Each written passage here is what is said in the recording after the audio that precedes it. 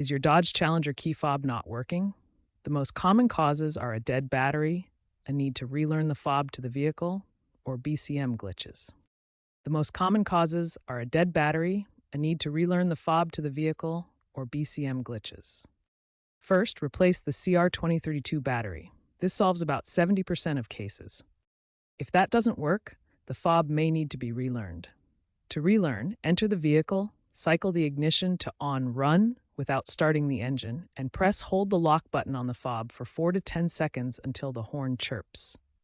This process resynchronizes the fob with the BCM by resetting the rolling code encryption. If issues persist, the problem may be within the BCM. For more complex issues like ghost button presses or complete unresponsiveness, consider a BCM reset. This requires an OBD2 scanner to clear potential communication error codes like U127.